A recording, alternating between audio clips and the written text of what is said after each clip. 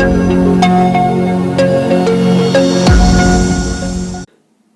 Friends, कैसे हो? I hope आप अच्छे होंगे। जैसा कि थंबनेल तो आप देख ही चुके हैं, हम बात कर रहे हैं जो रीट 2021 के लिए, ठीक है। जो आपकी गणित शिक्षण विधियां हैं या इसे मैथ पेडागोजी भी बोल देते हैं, ठीक है।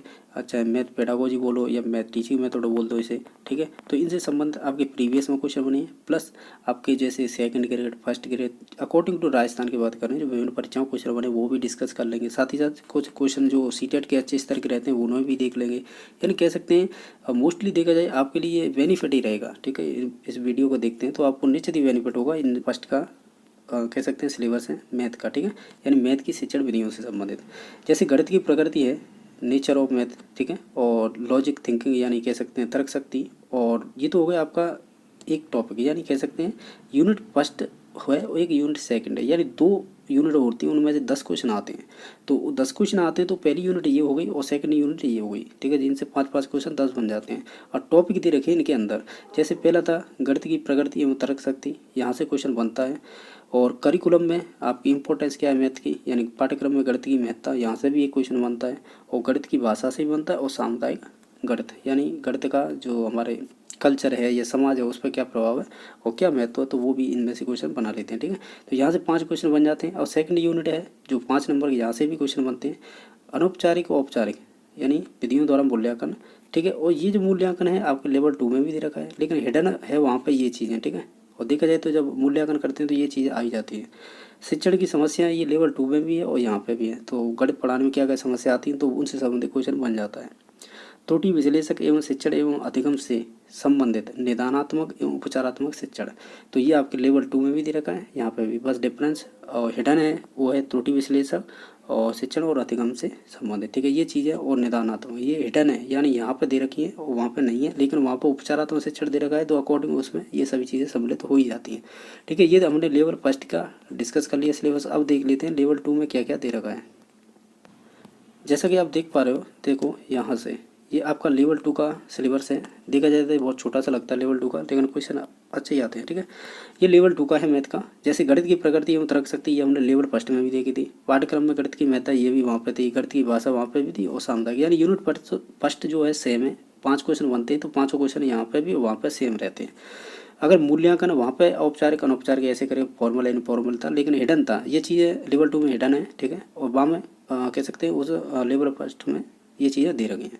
उपचारात्मक शिक्षण ये यहाँ पे है, लेकिन वहाँ पर निदानात्मक प्लस त्रुटि विश्लेषक भी शब्द थे तो वो हिडन है यहाँ पर, ठीक है।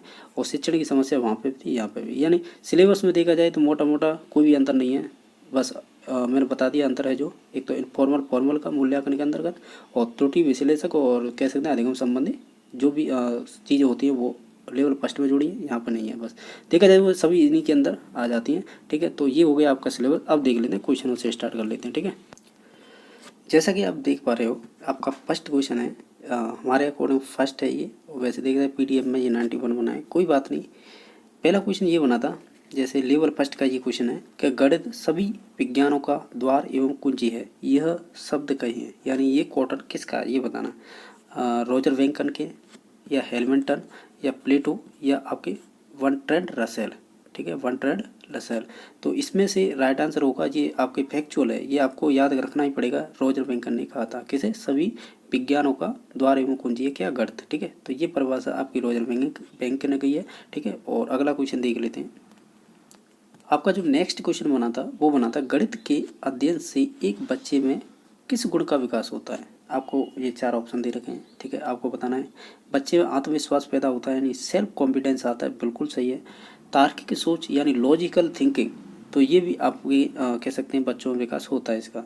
विश्लेषिक सोच का मतलब एनालिटिकल थिंकिंग होती है, जिसमें किसी चीज़ के लेके कह सकते हैं टुकड़े टुकड़े करना, यानी उसका विस्तार कर देना, ठीक है। यानी जैसे आपने संधि वगैरह पढ़ी होंगी, देखा होगा संधि विच्छेद करते हैं, जैसे विद्याधन आलय विद्यालय का होता है। तो ये विद्यालय शब्द था, उसका संधि विच्छेद करने के बाद विद्याधन आलय बना, यानी उसके टुकड़े टुकड़े, यानी ये क्या विश्लेषणात्मक सोच होती है या विश्लेषक आपकी सोच होती है, ठीक है। तो ये सभी गुण पाए जाते हैं, यानी इनमें से सभी, ये ऑल द एबव हो जाएंगे, ऑल द दीज, यानी उपयुक्त सभी, ये सभी ऑप्शन सही हैं, ठीक है। चलो अगला क्वेश्चन देख लेते हैं। आपका नेक्स्ट क्वेश्चन है कि प्राथमिक स्तर पर गणित का क्या महत्व है, यानी इंपॉर्टेंस क्या है। जैसे कि आप सिलेबस देख रहे हो वहाँ पर था कि करिकुलम में गणित की क्या महत्ता है, ऐसा टॉपिक था, तो वो यही है, यानी अब प्राथमिक स्तर पर गणित का क्या महत्व है, सांस्कृतिक है, मानसिक है, या व्यवहारिक है, या व्यावहारिक, या आध्यात्मिक है। तो हम जानते हैं कि जो प्राथमिक स्तर है, जो प्राइमरी के स्कूल होते हैं, उनमें व्यवहारिक शिक्षा दी जाती है, यानी गणित की व्यवहारिक चीज़ें सिखाई जाती हैं, ठीक है। तो इसका राइट आंसर हो जाएगा सी नंबर ऑप्शन। अगर बात करें उच्च प्राथमिक जैसे अपर प्राइमरी स्कूल होते हैं, उसमें मानसिक स्तर पर गणित की शिक्षा दी जाती है, ठीक है। तो ये भी आपको ध्यान रखना चाहिए। अगला देख लेते हैं।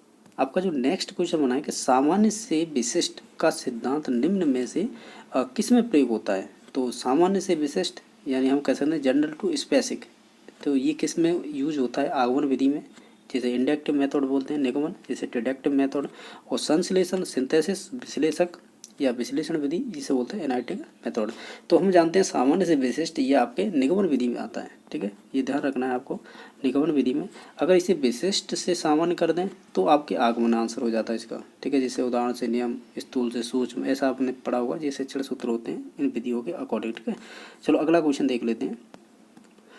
आपका जो नेक्स्ट क्वेश्चन है कि गणित में किस विधि में हम प्राय सूत्र एवं नियमों की सहायता लेते हैं, यानी जिसमें सूत्र यानी जो फॉर्मूला, नियमों, रूल्स का हम उपयोग करते हैं, वो कौन सी विधि के अंतर्गत आ सकता है, जैसे संश्लेषण, विश्लेषण, आगमन और निगमन। तो हम जानते हैं नियम और सूत्रों का उपयोग यानी नियम से उदाहरण की ओर हम तो कौन से विधि के अंतर्गत जाते हैं, ऐसा करते हैं, ये करते हैं आपके निगमन, जिसे डिडक्टिव मेथड कहते हैं। तो ये राइट आंसर हो जाएगा 4 नंबर इसका, ठीक है। अगला क्वेश्चन देख लेते हैं। जो आपका अगला क्वेश्चन बना है वो ये है कि छोटी कक्षाओं में गणित विषय में रुचि उत्पन्न करने के लिए या पढ़ाने का तरीका होना चाहिए, कैसा होना चाहिए, मनोरंजक एवं खेल से संबंधित, रटने से संबंधित, आगमन से संबंधित, या निगमन से संबंधित। देखो अब छोटी कक्षाओं की बात करते हो तो उसमें गणित संबंधी जो भी चाहे रुचि उत्पन्न करनी हो या गणित पढ़ाना हो तो वो व्यवहारिक दिया जाता है, तो वो हम कह सकते हैं उसे मनोरंजक और खेलों के संबंधित जोड़कर मैथ को पढ़ाना चाहिए, यानी उसकी शिक्षा देनी चाहिए, ठीक है। तो इसका right answer A number option हो जाएगा। अगला क्वेश्चन देख लेते हैं। आपका जो नेक्स्ट क्वेश्चन बना है 107 नंबर क्वेश्चन कि निम्न में से किसमें गणित विषय का प्रयोग स्पष्ट रूप से नहीं हो रहा है। आपको इसमें से 4 ऑप्शन दे रखे हैं, इसमें बताना गणित का उपयोग नहीं हो रहा है, किस में नहीं हो रहा है। लाभ हानि लॉस ऑफ प्रॉफिट में बिल्कुल गणित का महत्व होता है। साइकिल चलाना, इस ऑप्शन को छोड़ के अगले ऑप्शन पर चलते हैं कि सब्जियां खरीदना, ये एक व्यवहारिक ज्ञान ही होता है मैथ का, तो ठीक है ये भी होता है। उधार लेना, इसमें भी ब्याज वगैरह का सिस्टम रहता है, तो इसलिए यहाँ पर भी गणित का उपयोग होता है। लेकिन साइकिल चलाने में गणित का उपयोग नहीं होता है, इसमें शारीरिक बल की आवश्यकता होती है और संतुलन की, ठीक है। तो इसमें गणित नहीं यूज कर सकते। तो कॉमन क्वेश्चन था, तो इसका right answer B number option हो जाएगा।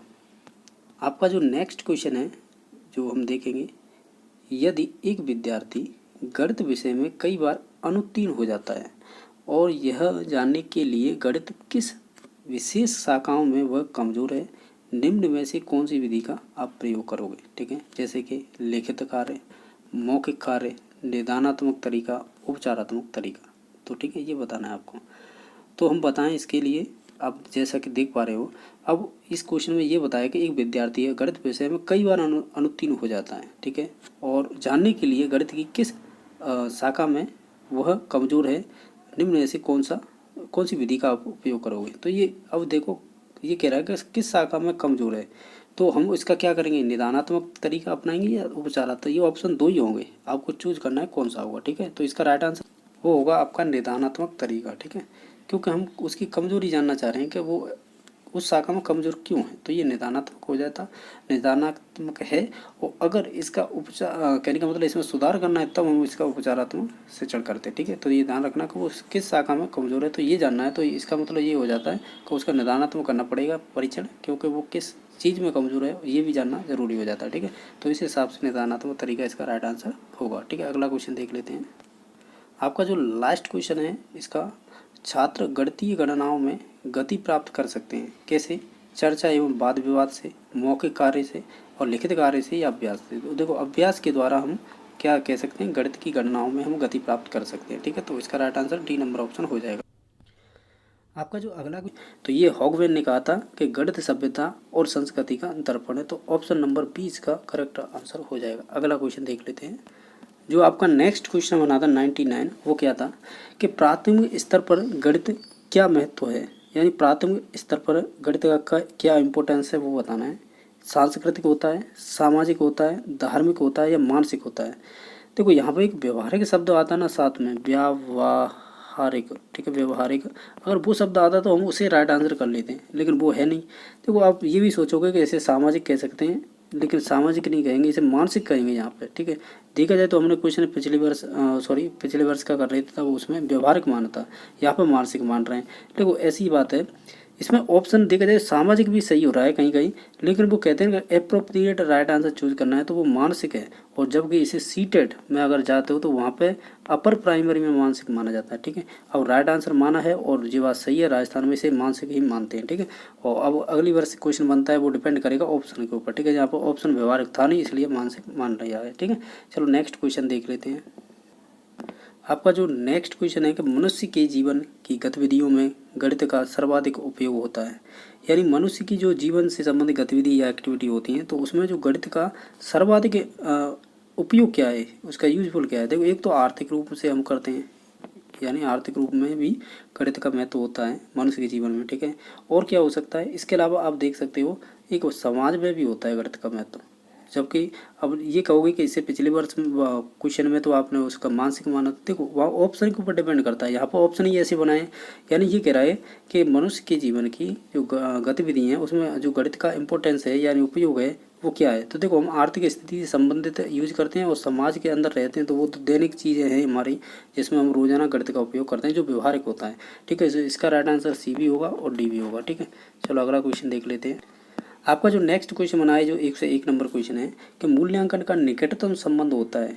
यानी ये कह रहा है evolution is the closely related with, किससे संबंधित है, विषय वस्तु से, मूल्यांकन प्रविधियों से, या उद्देश्यों से, या सीखने की क्रियाओं से। तो हम कहते हैं ऑब्जेक्टिव से संबंधित होता है, यानी कह सकते हैं उद्देश्यों से संबंधित होता है। क्या मूल्यांकन का निकटतम संबंध, जिन उद्देश्यों की पूर्ति के लिए बनाया जाता है अगर वो प्राप्त हो जाती हैं तो उसे वैधता बोलते हैं। लेकिन मूल्यांकन में यह है कि जिन उद्देश्यों को लेकर आप टीचिंग मेथड कराते हो या पढ़ाते हो, टीचिंग करा रहे हो, उसमें वो जो व्यवहारगत परिवर्तन आता है, कितने अनुभव प्राप्त किए यानी परिस्थिति के अकॉर्डिंग, तो वही होता है आपका उद्देश्य संबंध। यानी मूल्यांकन का निकटतम संबंध हम उद्देश्य से लेंगे क्योंकि यही सटीक। जो आपका नेक्स्ट क्वेश्चन बना है वो है उपलब्धि परीक्षण एवं नैदानिक परीक्षण में अंतर क्या है। जैसे उद्देश्यों का है, प्रकृति का है, कठिनाई के स्तर का है, इनमें से कोई नहीं। तो इसका राइट आंसर होगा वो होगा उद्देश्यों का, क्योंकि इन दोनों के उद्देश्य ही अलग है। नैदानिक का कमी को ढूंढना और आपका उपलब्धि का किसी चीज़ की अचीवमेंट का परीक्षण करना, ठीक है। तो right answer A number option इसका हो जाएगा। आपका जो नेक्स्ट क्वेश्चन बना है कि वस्तुनिष्ठ परीक्षण की सर्वाधिक महत्वपूर्ण विशेषता क्या है। यानी आपके जो वस्तुनिष्ठ परीक्षण होते हैं तो उसमें आपकी सर्वाधिक विशेषता क्या होती है, महत्वपूर्ण विश्वसनीयता होती है, वैधता होती है और आपकी वस्तुनिष्ठता होती है। तो उपयुक्त सभी इसका राइट आंसर हो जाएगा। इन सभी की आपको इम्पोर्टेंस होती है किसमें, वस्तुनिष्ठ परीक्षण में, ठीक है। चलो अगला क्वेश्चन देख लेते हैं। आपका जो नेक्स्ट क्वेश्चन बना है वो है कौन सा कार्य है जो अध्यापक से संबंधित नहीं है। आपको अध्यापक से संबंधित कार्य नहीं वो बताना है, योजना, मार्गदर्शन और शिक्षण और बजट बनाना। देखो योजना अध्यापक से संबंधित होती है, मार्गदर्शन जिसे हम गाइडेंस बोलते हैं वो भी आपका एक अध्यापक से संबंधित होता है, और टीचिंग कराना तो ये तो होता है मुख्यतः, लेकिन बजट बनाना ये इनका कार्य नहीं होता, किनका, अध्यापक का, ठीक है। तो इसका right answer D number option हो जाएगा। आपका जो नेक्स्ट क्वेश्चन था कि सर्वाधिक प्रभावशील शिक्षण सामग्री कौन सी है। यानी इसमें से बताना है आपको सर्वाधिक प्रभावशील शिक्षण सामग्री कौन सी होगी, अप्रक्षेपित, ठीक है, और प्रत्यक्ष अनुभव, प्रक्षेपित, या इनमें से कोई नहीं। तो हम जानते हैं जो डायरेक्ट एक्सपीरियंस होता है वो सबसे ज़्यादा प्रभावशाली रहता है, ठीक है। राइट आंसर हो जाएगा बी नंबर ऑप्शन, ठीक है। चलो अगला क्वेश्चन देख लेते हैं। जैसा कि आप देख पा रहे होंगे, अब जो नेक्स्ट क्वेश्चन है कि निम्नलिखित में से कौन सा गणित की प्रकृति को नहीं दर्शाता है। यानी जो गणित की प्रकृति या नेचर नहीं है वो कौन सा इसमें से ऑप्शन चूज करना है वो आपको देखना होता है, ठीक है। तो पहला ऑप्शन देखते हैं, गणित की अपनी भाषा होती है। बिल्कुल सही है, अपनी भाषा होती है जिसके माध्यम से वो सूत्र, प्रत्यय और सिद्धांतों का प्रतिपादन किया जाता है। तो ये पॉइंट यानी स्टेटमेंट सही है। गणित में अमूर्त प्रत्ययों की व्याख्या का अवसर मिलता है, बिल्कुल सही है, ठीक है। ये जो आयु संबंधी क्वेश्चन होते हैं कि 5 वर्ष पूर्व इतनी आयु थी, 5 वर्ष बाद इतनी हो गई तो उसकी वर्तमान आयु ज्ञात कीजिए, तो वो उसमें आपका दिमाग अमूर्त प्रत्यय का एक कह सकते हैं संज्ञान या कॉन्सेप्ट अवधारणा होती है, ठीक है। तो उसी आधार पर हम सॉल्व करते हैं उन क्वेश्चनों को। गणित में सामान्यीकरण का चित्र संकुचित होता है। जो आप यहाँ पर शब्द लिया है संकुचित नहीं होता, यहाँ पर क्या होता है, व्यापक कह सकते हो या विस्तृत कह सकते हो, ठीक है। तो विस्तृत होता है, न कि यहाँ पे संकुचित होता है। बाकी लास्ट ऑप्शन है संख्याएं, स्थान, मापन आदि को गणित का आधार माना जाता है, बिल्कुल सही। तो इसका right answer C number option हो जाएगा। आपका जो नेक्स्ट क्वेश्चन बना है वो देख लेते हैं कि ऐसी योजना जो यह जानने का प्रयास करती है कि विद्यार्थी ने कितने समझे और इस आधार पर यह भी तय किया जा सके कि वो प्रत्येक की व्यक्तिगत अथवा वर्ग की आवश्यकता के अनुसार भविष्य का शिक्षण तय किया जा सके। तो ये आपका योगात्मक आकलन होगा, सूचनात्मक आकलन, निदानात्मक आकलन होगा या परीक्षण होगा। तो ये आपका होगा निदानात्मक आकलन। इसी के आधार पर आप ये स्तर का पता लगाते हो इस सब्जेक्ट में, ये यहाँ टॉपिक में कमज़ोर चल रहा है तो इसे इसकी उपचार की ज़रूरत है। तो हम कह सकते हैं अगर आपको व्यक्तिगत की जो व्यक्तिगत आवश्यकता के अनुसार या भविष्य का शिक्षण आप तय करना चाह रहे हो तो पहले आपको उसका निदानात्मक आकलन करना पड़ेगा। तो उसके जो क्लियर है टॉपिक वो आगे चले जाएगा, अग्रसर हो जाएगा। जिसकी कमजोर है तो उनका कारण का पता लगा के निदानात्मक से फिर उसका उपचार करा दिया जाएगा, यानी वो फिर भी उधर की तरफ भविष्य की तरफ अग्रसर कर दिया जाएगा। कुछ ऐसा ही स्टेटमेंट बनाया है तो इसका राइट आंसर होगा निदानात्मक आकलन। ठीक है, आपका जो अगला क्वेश्चन बना है वो देख लेते हैं। यानी ये कह रहा है निम्नलिखित में से कौन सा एक अनौपचारिक आकलन की विशेषता नहीं दर्शाता है। जैसा सिलेबस में बता रहा था इनफॉर्मल इन इवोल्यूशन वो वाला सिस्टम है। यहाँ पर क्वेश्चन बना है ये कि औपचारिक आकलन की विशेषता नहीं दर्शानी है और नहीं दर्शाता है वो वाला ऑप्शन चूज करना है। जैसे विद्यार्थी अपनी उत्तर पुस्तिकाओं में जैसा कार्य कर रही हैं या कर रही हो उस तरफ देखना। ठीक है, यानी विद्यार्थी अपनी उत्तर पुस्तिका में जैसा कार्य कर रही हूँ उस तरफ देखना, ये ऑप्शन सही है, यानी पहला ऑप्शन सही है इसका। विद्यार्थी जब अन्य विद्यार्थियों को समझाने तथा चर्चा करने में व्यस्त हो तो उन्हें सुनना चाहिए, तो ये भी ऑप्शन सही है। आपके द्वारा पूछे गए प्रश्नों पर दिए जाने वाले उत्तरों को मॉनिटर करना, ये भी बात सही है।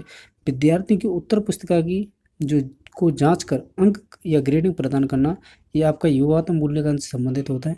तो ये आपका अनौपचारिक आकलन नहीं किया जा सकता। ठीक है, तो ये अनौपचारिक की विशेषता नहीं है तो वो यही होगी, यानी विद्यार्थियों की उत्तर पुस्तिका को जांच कर ग्रेडिंग प्रदान करना, ये आपकी औपचारिक की होगी, औपचारिक आकलन की विशेषता होगी। कौन सी वाली? ये 4 नंबर ऑप्शन वाली।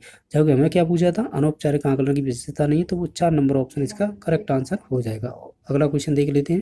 आपका जो नेक्स्ट क्वेश्चन है कि सभी अध्यापकों को शुद्ध गणितीय शब्दावली के उपयोग हेतु प्रोत्साहित किया जाता है और विद्यार्थियों के मध्य शुद्ध शब्दावली का उपयोग हेतु बढ़ावा देती है।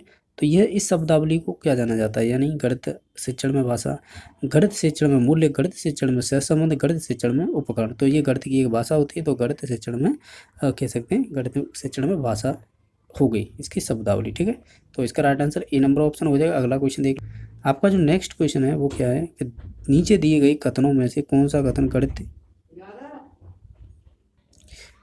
जो आगे है कि नीचे दिए गए कथनों में से कौन सा कथन गणित की विशेषताओं को सही नहीं दर्शाता है। ठीक है, देख लेते हैं। ठीक है, इनमें से बताना जो गणित की विशेषता नहीं दर्शाता है। ऑप्शन नंबर फर्स्ट, गणित विचारों को तार्किक विज्ञान है, तो ये बात बिल्कुल सही है। गणित मनुष्य के मस्तिष्क में तर्क यानी लॉजिक की आदत बनाने का मार्ग है, बिल्कुल सही है। गणित अमूर्त विज्ञान नहीं है, जबकि गणित एक अमूर्त विज्ञान है। ठीक है, एब्स्ट्रैक्ट साइंस यानी कह सकते हैं एब्स्ट्रैक्ट थिंकिंग बोल सकते हैं या कॉन्सेप्ट बोल सकते हैं। ठीक है, तो गणित एक कह सकते हैं अमूर्त विज्ञान है, जबकि ये कह रहा है नहीं है, तो इसका राइट आंसर 3 नंबर ऑप्शन हो जाएगा। ठीक है, अगला क्वेश्चन देख लेते हैं। आपका जो अगला क्वेश्चन है वो ये है कि विद्यार्थियों द्वारा गणित समस्या को हल करने के दौरान की जाने वाली गलतियों की प्रकृति और विशेषताओं को जानने की प्रक्रिया को कहा जाता है। तो हम कह सकते हैं गणित में विषय वस्तु विश्लेषण, गणित में त्रुटि विश्लेषण और गणित में विषय वस्तु संश्लेषण या गणित में त्रुटि संश्लेषण। तो हम जानते हैं इसका जो कह सकते हैं, देखो आप एक बार क्वेश्चन को ध्यान से पढ़ना कि गलतियों की प्रकृति और विशेषताओं को जानने की प्रक्रिया कहलाती है, तो वो आपकी गणित में त्रुटि विश्लेषण कहलाएगी। ऑप्शन नंबर 20 का करेक्ट आंसर हो जाएगा। अगला क्वेश्चन देख लेते हैं जो बना है। ये कह रहा है कि नए प्रकरणों के प्रति व्यक्तियों का ध्यान आकर्षित करने के लिए अध्यापक द्वारा कक्षा में प्रस्तुत की जाने वाली परिस्थितियों को क्या कहा जाता है? यानी नए प्रकरण के प्रति विद्यार्थी को ध्यान आकर्षित करने में, तो जैसा कि आपने पाठ्य योजना बनाई होगी तो उसमें देखा होगा प्रस्तावना से ये संबंधित होती है। किससे? प्रस्तावना से। ठीक है, अगला क्वेश्चन देख लेते हैं। अगला क्वेश्चन है कि निम्नलिखित में से कौन सा कथन गणित के पाठ्यक्रम के निर्माण को अच्छी तरह से नहीं दर्शाता है? जो आपका पाठ्यक्रम में यानी करिकुलम में उसको अच्छी तरह से नहीं दर्शाता, वो स्टेटमेंट इसमें से चूज करना है। जैसा कि आप देख पा रहे हो, ऑप्शन नंबर फर्स्ट है, गणित का पाठ्यक्रम विद्यार्थी केंद्रित होना चाहिए। ये तो एनसीएफ 2005 भी कहता है। गणित का पाठ्यक्रम क्रिया आधारित होना चाहिए, बिल्कुल सही है, एक्टिविटी आधारित होना चाहिए। गणित का पाठ्यक्रम मनोविज्ञान तार्किक ढंग से व्यवस्थित होना चाहिए, ये भी बात सही है। तो गणित का पाठ्यक्रम गणित अध्यापक की सहमति को आवश्यक नहीं मानता, जबकि मानता है आवश्यक, ठीक है। तो ऑप्शन नंबर 4 इसका राइट आंसर हो जाएगा। और यही हमें पूछा था, क्या पूछा था कि इसमें से पाठ्यक्रम निर्माण में एक अच्छी तरह से नहीं दर्शाया जा सकता, तो वो 4 नंबर ऑप्शन को नहीं दर्शाया जा सकता, ठीक है। अगला क्वेश्चन है जो आपका है, ये क्वेश्चन कह रहा है कि निम्नलिखित में से कौन सी विधि विद्यार्थियों में गणित संबंधी कमजोरी जानने की अच्छी विधि नहीं है। विद्यार्थियों को कक्षा के अंदर और बाह्य प्रश्न करना, तो ये तो सही है। मौखिक कार्य करवाना, ये भी सही है। विद्यार्थी उत्तर पुस्तिकाओं का विश्लेषण करना, ये भी सही है। लेकिन विद्यार्थियों की तुलना करना कहीं ना कहीं गलत है ये, ठीक है। विद्यार्थी तुलना नहीं कर नहीं सकते आप और ना करवा सकते हो। तो ऑप्शन नंबर आपका जो नेक्स्ट क्वेश्चन है, जैसा आप देख पा रहे हो, कि निम्नलिखित में से वस्तुनिष्ठ प्रकार के प्रश्नों की सीमा है, यानी जो वस्तुनिष्ठ प्रश्न होते हैं उनकी सीमा बतानी है, लिमिटेशन क्या है इसमें से। जैसे अनुमान लगाना, निर्माण में कठिनाई, जटिल प्रक्रियाओं का न माप सकता है, उपयुक्त सभी। तो हम कह सकते हैं जो आपके वस्तुनिष्ठ प्रकार के प्रश्नों की सीमा है, ये सभी सीमाएं हैं। यानी अनुमान से हम उत्तर लगा देते हैं, सही बात है। पहला ऑप्शन, दूसरा, तीसरा। आपको मालूम है ये दो गलत हैं ऑप्शन, तो इनमें आप तुक्का मार देते हो, यानी अनुमान से बता देते हो ये आंसर हो सकता है। निर्माण में कठिनाई होती है, बिल्कुल ऑप्शन बनाने में क्वेश्चन बना सकते हो, लेकिन उनके ऑप्शन ढूंढ के ला के रखना, कहते हैं कि कठिनाई आती है उसमें, ठीक है। जटिल प्रक्रियाओं को न माप सकना, बिल्कुल सही है। केवल ये ज्ञानात्मक पक्ष का ही कह सकते हैं परीक्षण करता है, बाकी का नहीं कर पाता है। तो ये उपयुक्त सभी इसकी सीमा है, यानी लिमिटेशन है, ठीक है। इसका राइट आंसर उपयुक्त सभी हो जाएगा। जो आपका नेक्स्ट क्वेश्चन बना है 99, निम्नलिखित में से कौन सी शिक्षण विधि को औपचारिक कक्षा व्यवस्था में प्रयोग करना कठिन होता है। यानी औपचारिक का मतलब होता है जो स्कूली शिक्षा होती है कक्षा के अंदर ली जाती है, वो होती है औपचारिक। जैसे आगमनात्मक, जैसे आप इंडक्टिव बोलते हैं। निगमनात्मक, इसे डिडक्टिव बोलते हैं। प्रायोजना और विश्लेषणात्मक। आप देखो आगमनात्मक जैसे या इंडक्टिव बोलते हैं, इंडक्टिव, डिडक्टिव और आपकी एनालिटिक, इनको तो आप यूज कर सकते हो क्लास में, लेकिन प्रायोजना को नहीं कर सकते, क्योंकि ये आपको प्रायोजना का मतलब जो आपने टॉपिक चूज कर लिया वो आपको प्रायोजना दे दी जाती है उसी टॉपिक पर, तो आप उसे घर से भी करके ला सकते हो, तो फिर वो अनौपचारिक हो जाएगी ना। तो इस हिसाब से हम कह सकते हैं कि जो औपचारिक कक्षा की व्यवस्था का प्रयोग करना कठिन है, तो वो एक प्रायोजना विधि में करना कठिन हो जाएगा, ठीक है। तो ऑप्शन नंबर इसका सी राइट आंसर हो जाएगा। अकॉर्डिंग टू क्वेश्चन देखते हैं 100 नंबर। क्वेश्चन नंबर है कि निम्नलिखित में से गणित की भाषा कैसी होती है। संकेतात्मक होती है, यानी सिंबॉलिक, राष्ट्रीय नेशनल, जटिल कॉम्प्लेक्स और वैदिक, ये वैदिक गणित होता है उसके आधार पर। तो ये संकेतात्मक होती है, ये सिंबॉलिक होती है, ठीक है। गणित की जो भाषा है वो सिंबॉलिक होती है, ठीक है। अगला क्वेश्चन है कि निम्न में से सही मायनों में गणित क्या है। मूर्त विज्ञान है, अमूर्त विज्ञान है, या भौतिकी विज्ञान है, या सापेक्षिक विज्ञान है। तो ये एक एब्स्ट्रैक्ट साइंस है, यानी अमूर्त विज्ञान है ये गणित, ठीक है। तो सही मायनों में गणित एक अमूर्त विज्ञान है, तो ऑप्शन नंबर इसका बी राइट आंसर हो जाएगा। जैसा कि आप अगला क्वेश्चन देख पा रहे हो, जो अगला क्वेश्चन है गणित की तार्किकता, ठीक है, की विशेषता निम्नांकित में से नहीं है। आपको बताना है इसमें से क्या नहीं है विशेषता। जैसे शुद्धता बिल्कुल होती है, एक्यूरेसी होती है गणित में। आंसर फिक्स होता है कि इसका यही आना है, ठीक है। परिणामों की निश्चितता होती है, यानी आपको जो क्वेश्चन दे दिया जाता है तो उसका निश्चित आंसर निकल के आता है, ठीक है। मौलिकता होती है, यानी ओरिजिनलिटी होती है क्या इसके अंदर, होती है, बिल्कुल होती है, यानी एक नयापन आता है इसके अंदर, ठीक है। नयापन का मतलब जो क्वेश्चन दिया है उसको उत्तर आना एक नयापन ही है, क्या कहते हैं, मौलिकता है उसके अंदर। और विषय निष्ठता, विषय निष्ठता नहीं होता, यानी कहने का मतलब विषय निष्ठता का मतलब होता है सब्जेक्टिविटी, तो सब्जेक्टिविटी नहीं होगा ये, ठीक है। तो राइट आंसर 4 नंबर ऑप्शन इसका हो जाएगा, ठीक है। आपका जो नेक्स्ट क्वेश्चन है, यानी ये कह रहा है निम्नलिखित में से, क्या कह रहा है, निम्नलिखित में से विद्यालय के विद्यार्थियों के लिए गणित में मौखिक कार्य की सर्वाधिक महत्वपूर्ण विशेषता है। यह मानसिक प्रक्रियाओं का विकास करती है, बिल्कुल सही है। तो हमें पूछा क्या था, एक सेकंड, ये दूसरा ऑप्शन था इसमें, ये एक सेकंड, ये क्यों कह रहा है, देखो ये मानसिक प्रक्रियाओं का विकास करती है, ये बात तो बिल्कुल सही है। ये समय बचाती है, पेपर पेंसिल की आवश्यकता नहीं होती है, मौखिक रूप से प्रश्नों को हल करने की योग्य बनाती है, ठीक है। देखा जाए ना तो ये दोनों चीज़ें हैं ना, ये समय बचाती है और आपके मौखिक रूप से प्रश्नों को हल करने की योग्य बनाती है, तो ये आपकी एक मानसिक प्रक्रिया के अंदर ही आ जाएंगी, जो मानसिक आपका प्रक्रियाओं का विकास होगा उसके अंदर ही आ जाएंगे। तो इसका appropriate right answer A number option हो जाएगा। ठीक है,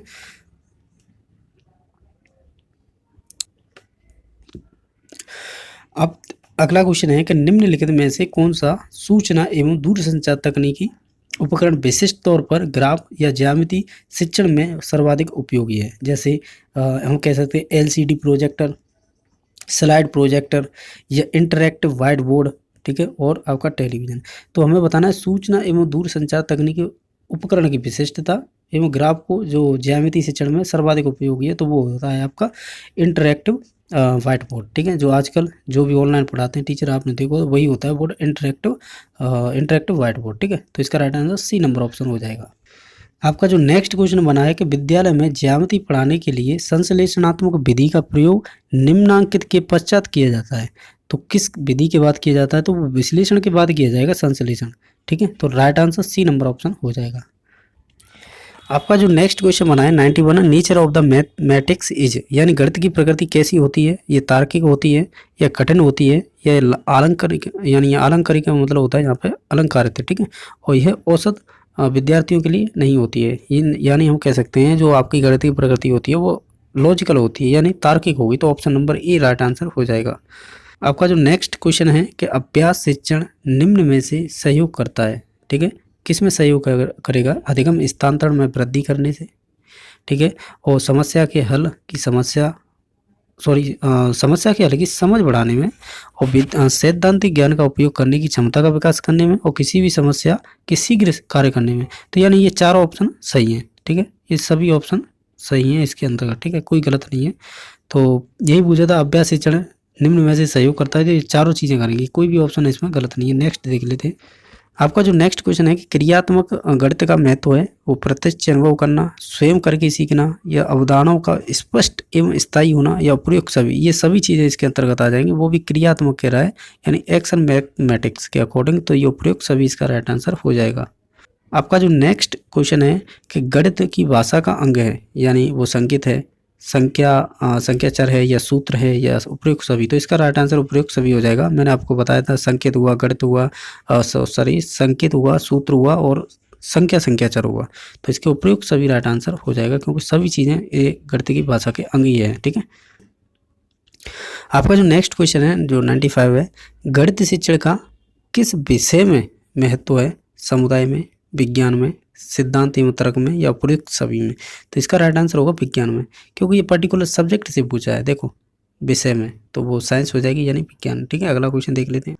ये आपसे कह रहा है अगला क्वेश्चन जो 96 है, अंक गणित शिक्षण की उपयुक्त विधि कौन सी होगी? जो अंक गणित पढ़ाने की हमें बताना है इसमें, तो उपयुक्त विधि कौन सी होगी? यानी प्रोजेक्ट विधि होगी, प्रदर्शन विधि होगी, विश्लेषण विधि होगी, या इनमें से कोई नहीं होगी? तो हम बखूबी जानते हैं जो विश्लेषण विधि होती है वो अंक गणित की सर्वश्रेष्ठ विधि मानी जाती है। ठीक है, तो अगला क्वेश्चन देख लेते हैं जो 97 नंबर क्वेश्चन है। ये कह रहा है 97 क्वेश्चन नंबर कि एक अध्यापक कक्षा शिक्षण में किस उद्देश्य को प्राप्त करता है? यानी ज्ञानात्मक को, भावात्मक, या मनस चालक का मतलब होता है साइकोमोटर, और उपयुक्त सभी। तो हम कहते हैं इन तीनों उद्देश्यों को प्राप्त करके चलता है अध्यापक। जब लास्ट में प्राप्त होते हैं तो ये सभी तीनों ऑप्शन है वो सभी इसके राइट आंसर हो जाएंगे, यानी उपयुक्त सभी हो जाएंगे, क्योंकि बीएस ब्लूम ने भी इन 3 भागों में बांटा था। ठीक है, जो आप ब्लूम की टैक्सोनॉमी पढ़ते हो जब। ठीक है, अगला देख लेते।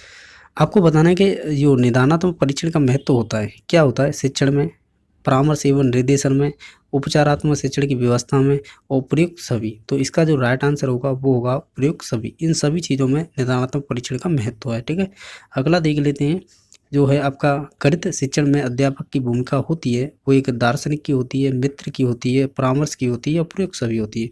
तो इसका राइट आंसर होगा उपयुक्त सभी होती है। ठीक है, इसमें दार्शनिक यानी फिलोसोफर भी होंगे, फ्रेंड्स, या काउंसलर।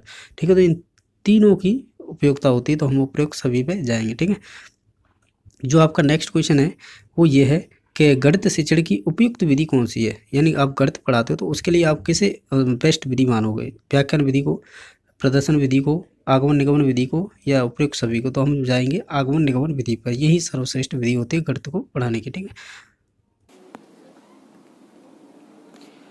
जो आपका नेक्स्ट क्वेश्चन बना है जैसा कि आप देख पा रहे हो, ये कह रहा है कि गणित वह भाषा है जिससे परमेश्वर ने संपूर्ण जगत को या ब्रह्मांड को लिख दिया है, यह कथन किसका है? तो ये आपके गैलीलियो का है, या रसेल का है, या प्लेटो का है, या हेलमेंटल का है? तो ये कथन है आपके गैलीलियो का। ठीक है, तो option number A right answer हो जाएगा। आपका जो अगला क्वेश्चन है ये है कि प्रोफेसर शोल्ट्जे के अनुसार गणित पढ़ाने का प्राथमिक उद्देश्य क्या है? या दूसरी विधाओं में सहायता प्रदान करना, या मानसिक शक्तियों का विकास करना, या खाली समय का सदुपयोग करना, या प्राथमिक तथा सामान्य सिद्धांतों का परिचय कराना?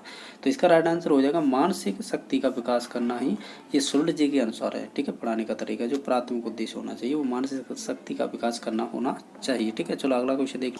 आपका जो नेक्स्ट क्वेश्चन है कि जो विद्यार्थी ज्यामिति नहीं समझते हैं वे विद्यालय में नहीं आ सकते, यह कथन किसका है? तो ये आपका अरस्तू का है, हर्बर्टे का है, या प्लेटो का है, या हेलमेंटल? ये प्लेटो का स्टेटमेंट है कि जो बच्चा या विद्यार्थी ज्यामिति नहीं समझ सकते वे विद्यालय नहीं आ सकते। ठीक है, तो अगला क्वेश्चन देख लेते हैं।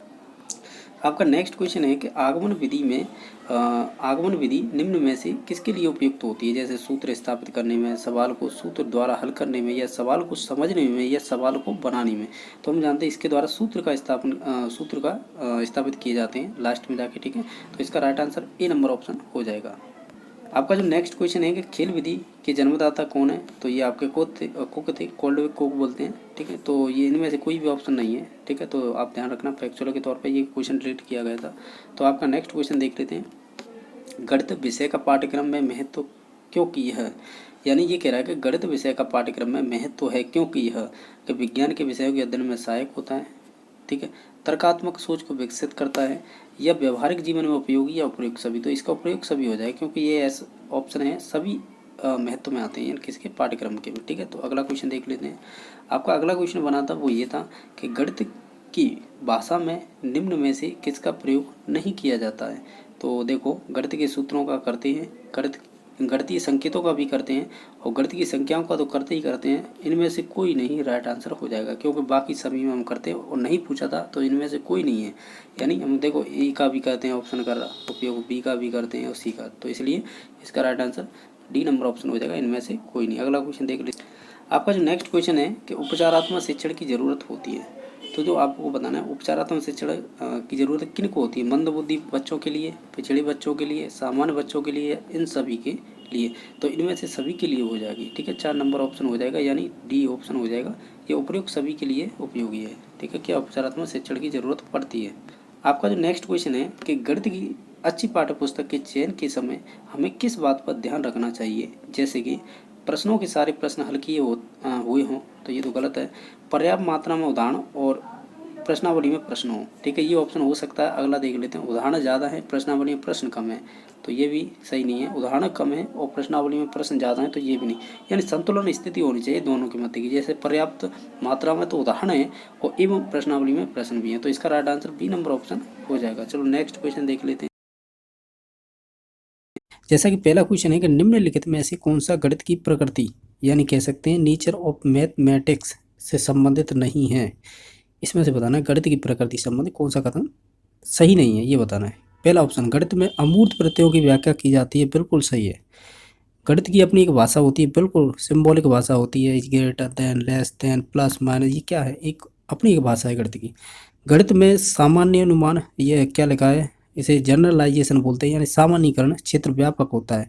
आपने देखा होगा रीट 2018 में ये पूछा था कि सुनना स्टेटमेंट ये था, उसमें आया था कि जो गणित है उसका सामान्यीकरण का जो क्षेत्र होता है संकुचित होता है, जबकि संकुचित नहीं होता, कैसा होता है, व्यापक होता है। यहाँ पर आप देख सकते हो ये कथन बिल्कुल सही है।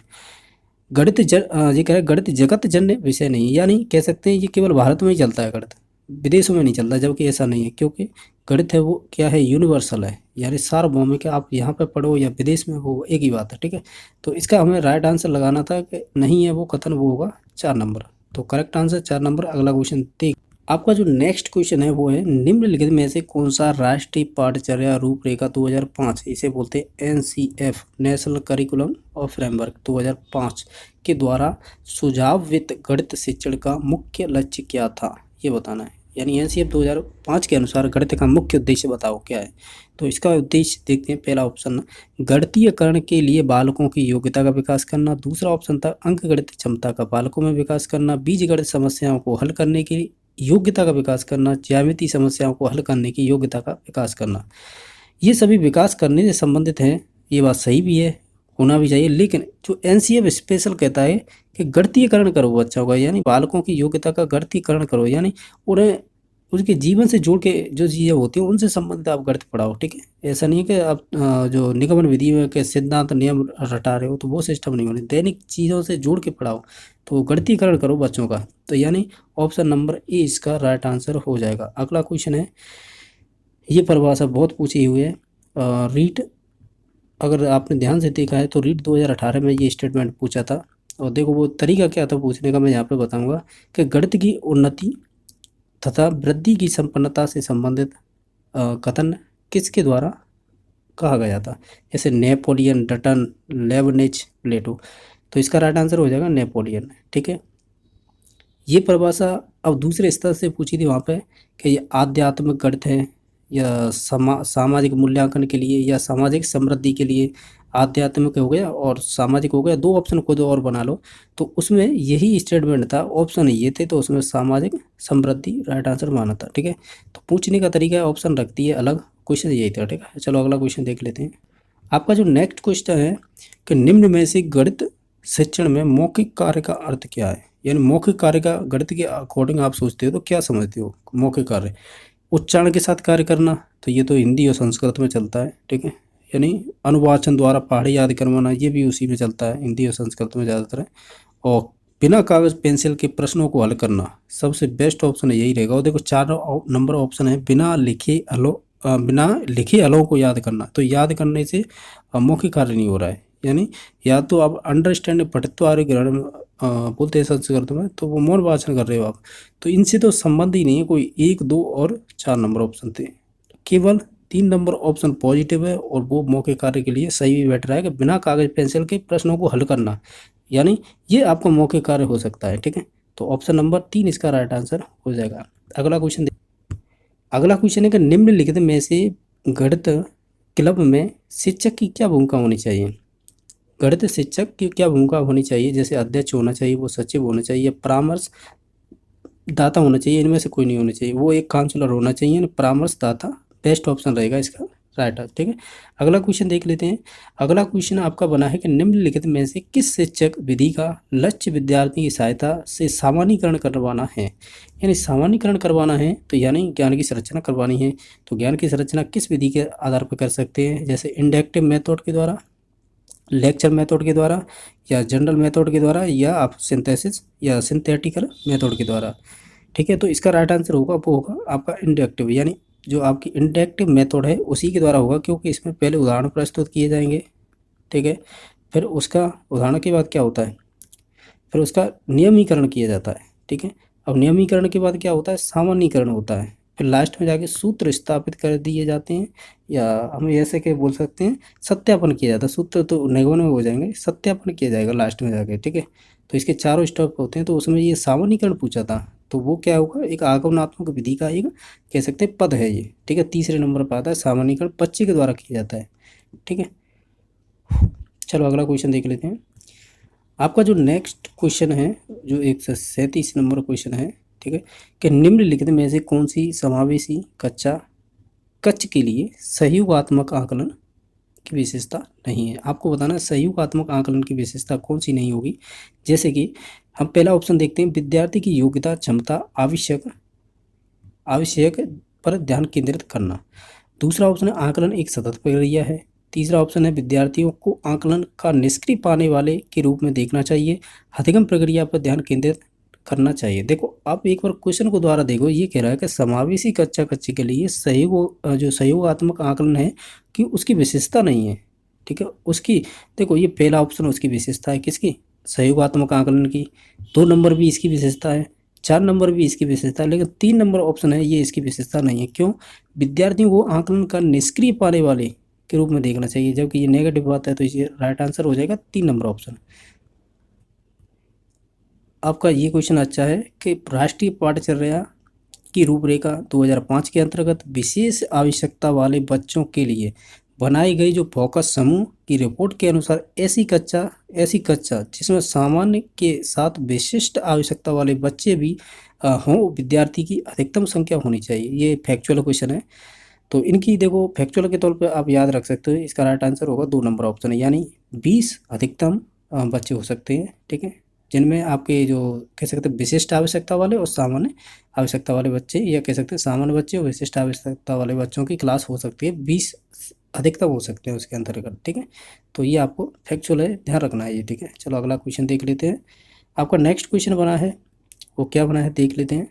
ये कह रहा है कि निम्नलिखित में से कच्चा कच्च उद्देश्यों के व्यवहारगत पदों में परिवर्तन को प्रतिनिधित्व नहीं करता है। देखो एक आप ध्यान रखना, इस क्वेश्चन को समझने में थोड़ी दिक्कत हो सकती है, तो इंग्लिश देख लेना एक बार। ये कह रहा है कि देखो यहाँ से देख लो कि which is not representing change in the behavioural term in the classroom objectives, ठीक है। यानी ये क्वेश्चन ये कह रहा है कि कच्चा कच्चे के जो उद्देश्य होते हैं उनके द्वारा व्यवहार का जो परिवर्तन होता है उसका प्रतिनिधित्व कौन नहीं कर सकता है। यानी जो व्यवहारगत परिवर्तन कर सकते हैं वो ऑब्जेक्ट्स यानी उद्देश्य, वो एक तरफ कर लो, और जो नहीं कर सकते वो नेगेटिव में चला जाएगा, ठीक है। जैसे प्रत्यय स्मरण के द्वारा आपका व्यवहारगत परिवर्तन हो जाता है, पहचान के द्वारा भी हो जाता है और गणनाओं के द्वारा, लेकिन अब वो यानी अंडरस्टैंडिंग से नहीं होता है। तो इसका ऑप्शन नंबर 3 इसका राइट आंसर हो जाएगा, ठीक है, ध्यान रखना है इस चीज़ को। अगला क्वेश्चन देख, आपका अगला क्वेश्चन है ह्यूरिस्टिक विधि का प्रतिपादन किसने किया था। तो ये आपका किया था H.E. ये हेनरी आर्मस्ट्रांग बोलते हैं, तो इन्होंने किया था, ठीक है। तो फैक्चुअल के तौर पे इसे याद रख लेना। और बाकी किलपैट्रिक ने तो प्रायोजना विधि किया था, बर्ट्रैंड रसेल ने परिभाषा दी थी गणित के बारे में, ठीक है। और आपकी फ्रॉबल तो है ही जो खेल विधि के संबंधित है, यानी बच्चों को खेल के द्वारा सिखाना चाहिए। इन्होंने बाल उद्यान विधि, इसे ही बोलते हैं बाल उद्यान इन्होंने दी थी, कि इन्होंने फ्रॉबल ने ही, ठीक है। चलो अगला क्वेश्चन देख लेते हैं। देखो इसका मैं चित्र दिखाऊंगा, ये क्या चीज़ होती है। निम्नलिखित में से जियोजेब्रा है, यानी आपको ये पूछा है, ऐसे आ जाते हैं क्वेश्चन एक आध कि उसमें कुछ अजीब सा है। ये जियोजेब्रा है, ये आपके एक गणित की शाखा है, गणित पढ़ाने के लिए एक सॉफ्टवेयर है, ये गणित का एक शिक्षक है या एक शिक्षक प्रतिभान है। तो इसका राइट आंसर हो जाएगा 2 नंबर ऑप्शन, 2 नंबर ऑप्शन हो जाएगा इसका राइट आंसर, ठीक है, ध्यान रखना है। क्योंकि देखो आप समझने की कोशिश करना है, ये गणित पढ़ाने का एक सॉफ्टवेयर है, ठीक है। इसमें आपको देखो ज्यामिति पढ़ाई जाती हैं, और क्या पढ़ा सकते हैं आपको, इसके अलावा ज्यामिति के जैसे बीजगणित संबंधित पढ़ा सकते हैं आपको। इसके अंदर एक कैलकुलेट से यानी जो भी संख्याओं संबंधी कुछ चीज़ें होती हैं वो भी पढ़ा सकते हैं, कह सकते हैं। ये सभी सॉफ्टवेयर के अंतर्गत आती हैं, किसके, आपके जियोजेब्रा के। और इसमें इंटरेक्टिव पढ़ाया जाता है, यानी कह सकते हैं क्रियाशील रहता है बच्चा इसमें, ठीक है। और इसके अलावा इसकी खोज की थी वो मार्कस ने की थी, ये ध्यान रखना, ठीक है। मार्कस इसे वाटर बोलते हैं, वाटर, ठीक है। तो ध्यान रखना ये चीज़ नहीं पूछी थी, ठीक है। तो ये चीज़ें ध्यान होनी चाहिए। देखो मैं आपको इसका चित्र बताऊं तो ये है, जैसा कि आप देख पा रहे हो, ये मैंने नेट से ही लिया है। ये होता है आपका कह सकते हैं ये कंप्यूटर के द्वारा ही पढ़ाया जाता है, कंप्यूटर आधारित ही होता है। तो ये होता है आपका जियोजेब्रा, ठीक है। इसके अंदर जो भी आकृति बन रही है या बीजगणित संबंधी हो सकता है या ज्यामिति संबंधी, तो ये होता है आपका क्या, जियोजेब्रा, ठीक है। तो आपने देख लिया है, ये होता है। आपका जो नेक्स्ट क्वेश्चन बना है कि निम्नलिखित में से कौन सा गणित में पिछड़ेपन का कारण नहीं हो सकता। आपको बताना है कि मान लीजिए आप इसमें से ऐसे उल्टा चीज़ कीजिए, यानी उल्टा इस क्वेश्चन को समझिए कि गणित में पिछड़ने का कारण क्या है, ऐसा समझो। पिछड़ने के कारण जितने भी होंगे वो ठीक है, अगर जिनमें नहीं वो सटीक बैठ रहा है तो वो उस नहीं में आएगा, ठीक है, ऐसा सोच सकते हो। या फिर आप डायरेक्टली सोच सकते हो कौन सा कारण नहीं है, शारीरिक विकलांगता या आपकी मानसिक विकलांगता या आपकी भावनात्मक असंयोजन या गरीबी। तो हम देखने से मालूम पड़ रहा है जो गरीबी है वो गरीबी आपका गणित में पिछड़ेपन का कारण नहीं हो सकती। ये हो सकती है जैसे शारीरिक विकलांगता, कोई शारीरिक विकलांग होता है तो वो कहते हैं ना कि अतिकल्पना फंटाइसी चीज़ ज़्यादा देखता है, ठीक है। और मानसिक रूप से भी हो सकता है, भावनात्मक रूप से भी हो सकता है। तो यार लेकिन गरीबी से कोई फर्क नहीं पड़ता, ठीक है। तो पिछड़ेपन का तो राइट आंसर हो जाएगा 4 नंबर ऑप्शन, ठीक है। चलो अगला क्वेश्चन देख लेते हैं। नेक्स्ट क्वेश्चन है निम्नांकित में से कौन सा शिक्षक सामग्री का प्रमुख कार्य है। यानी आपको बताना है टीचिंग एड का प्रमुख कार्य क्या है यहाँ पे फंक्शन। तो मेन फंक्शन है इसका ज्ञानेंद्रियों का अधिकतम उपयोग करना, ध्यान आकर्षित करना, समय और ऊर्जा बचाना, समस्या को हल करना। सबसे बेस्ट ऑप्शन लग रहा है ज्ञानेंद्रियों का अधिकतम उपयोग करना, यही होता है टीचिंग एड्स का जो भी हम सहायक सामग्री यूज करते हैं उसका यही सेंस निकल के आता है, यानी ज्ञान दिनों का अधिकतम उपयोग करना। ठीक है, चलो अगला क्वेश्चन देख लेते हैं। जैसा कि आपको दिखाई दे रहा है कि निम्नलिखित में से प्रभावपूर्ण ढंग से गणित पढ़ाने के लिए कम खर्च और स्वयं द्वारा आसपास के वातावरण से बनाए गए उपकरणों को कहेंगे आप। तो देखो, कम खर्च, स्वयं द्वारा आसपास के वातावरण से बनाए गए उपकरणों को कहेंगे, जैसे आशु रचित शिक्षक सामग्री, सुधरी हुई शिक्षक सामग्री, निदानात्मक शिक्षक सामग्री या उपचारात्मक शिक्षक सामग्री। तो हम कहेंगे से आशु रचित शिक्षक सामग्री होती है, वही खुद के द्वारा बनाई जाती है, कम पैसे में और वातावरण के बनाए द्वारा होती है, यानी अपने आसपास के वातावरण से संबंधित होती है। ठीक है, अगला क्वेश्चन देख लेते हैं। निम्नांकित में से कौन सा कार्य मनोगत्यात्मक, यानी इसे हम इंग्लिश में बोलें तो साइकोमोटर, ठीक है, क्षेत्र के मूल्यांकन का सर्वाधिक उपयुक्त उदाहरण है। आपको बताना है जो साइकोमोटर है जिसमें आपके गत्यात्मक कार्य हो रहा है, तो कौन से में हो रहा है। ठीक है, लाभ के सूत्र का व्युत्पन्न करना, ये आपका ज्ञानात्मक से संबंधित हो जाएगा। चतुर्भुज की रचना करना, इस ऑप्शन को छोड़ देते हैं। अगला चलते हैं, त्रिकोणमितीय समीकरण को सिद्ध करना, तो ये भी आपका ज्ञानात्मक से संबंधित हो जाएगा। बीजगणित व्यंजक का गुणनखंड करना, ये भी आपका ज्ञानात्मक से संबंधित हो जाएगा। एक बचता है चतुर्भुज की रचना, ये आपका हो जाएगा साइकोमोटर, यानी गत्यात्मक, मनोगत्यात्मक से संबंधित हो जाएगा। अगला क्वेश्चन देख लेते हैं। ये कह रहा है कि निम्नांकित में से किस विकल्प द्वारा डिस्कैलकुलिया का निदान संभव नहीं है। ठीक है, तो निदान संभव नहीं है तो देखते हैं, उपलब्धि परीक्षण के द्वारा, ठीक है, दैनिक अवलोकन के द्वारा, निदानात्मक परीक्षण के द्वारा और शारीरिक परीक्षण के द्वारा। ठीक है, तो इसका जो राइट आंसर होगा वो होगा आपका शारीरिक परीक्षण के द्वारा। इस क्वेश्चन को ध्यान से समझना, मैंने क्या बोला है, अगर क्वेश्चन समझ में नहीं आता है तो जो संभव नहीं है इस चीज़ को काट दो। अब देखो डिस्कैलकुलिया होता क्या है, इस चीज़ को हटा दो, अब आपको मालूम पड़ जाएगा डिस्कैलकुलिया क्या है, और इनमें से अफरे इसमें आप नहीं लगा लो लास्ट में, ऐसे करोगे तो जल्दी यह हो जाएगा ये। और अगर डायरेक्ट लगा सकते तो और भी अच्छा था। इसमें शारीरिक परीक्षण एकमात्र था जिसमें डिस्कैलकुलिया का निदान संभव नहीं था। ठीक है, तो ऑप्शन नंबर 4 राइट आंसर हो जाएगा। अगला क्वेश्चन ये आपका अच्छा क्वेश्चन था, फिर भी देख लो आप एक बार कि निम्नांकित में से शिक्षक मूल्यांकन प्रक्रिया हेतु सही क्रम क्या है। यानी आप ये बताना है कि इसमें से मूल्यांकन प्रक्रिया कौन सी ठीक रहेगी, यानी A option, B option, C option, D option.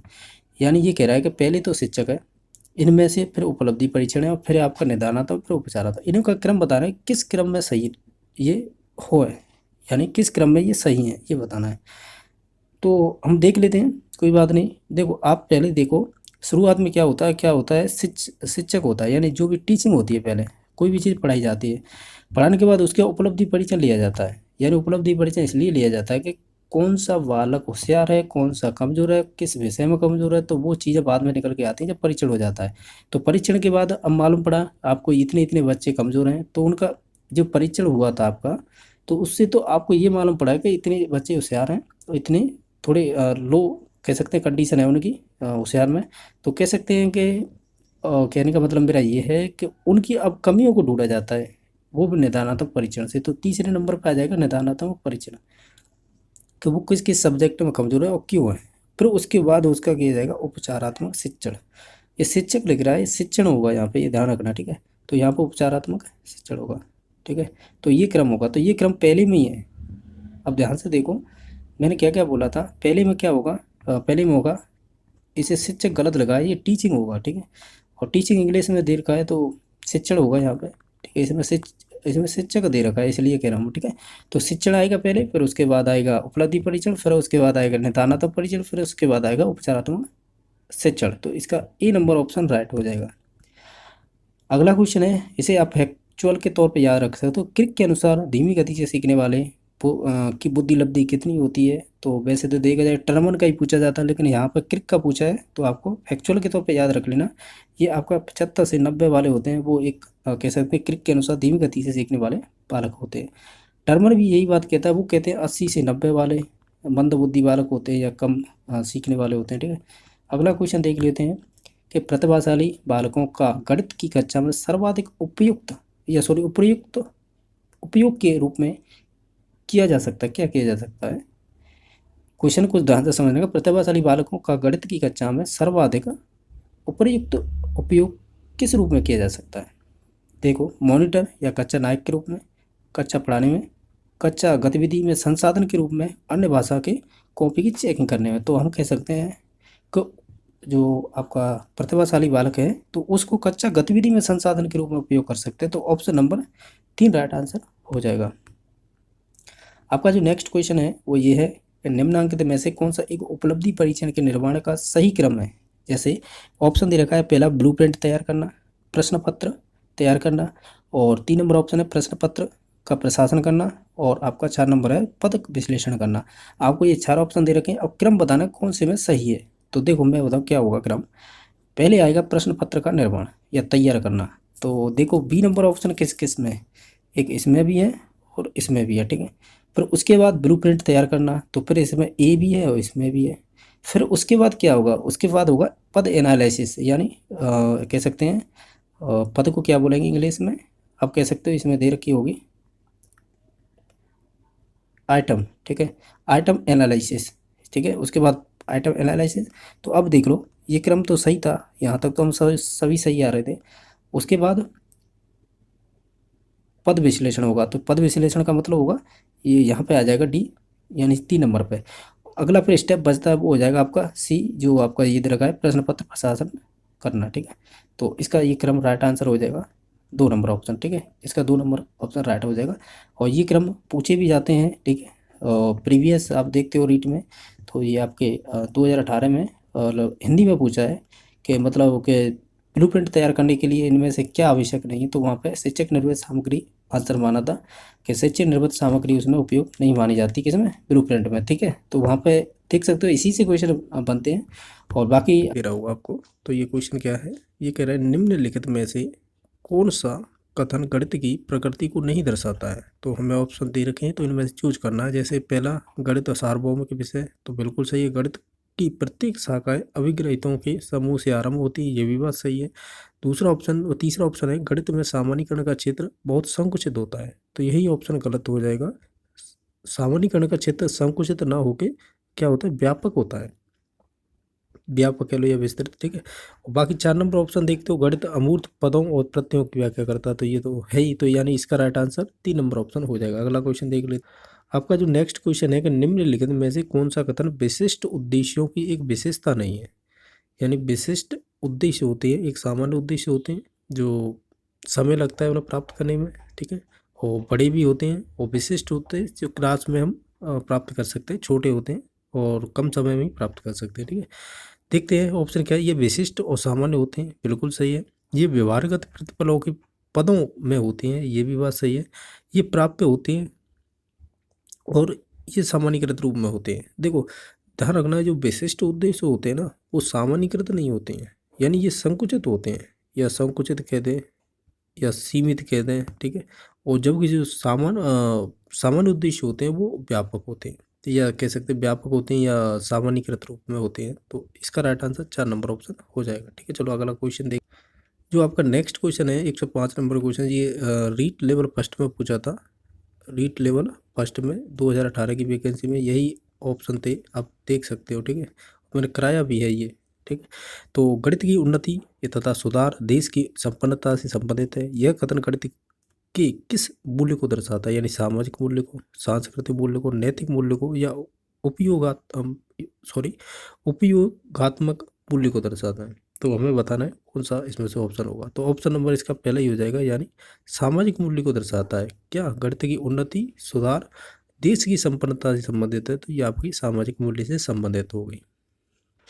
आपका जो नेक्स्ट क्वेश्चन है, यानी ये कह रहा है कि गणित सभी विज्ञानों का सी द्वार या कुंजी है, यह कथन किसका है। तो ये आपके रोजन बैंकन का है, ये भी क्वेश्चन मैंने करा रखा है।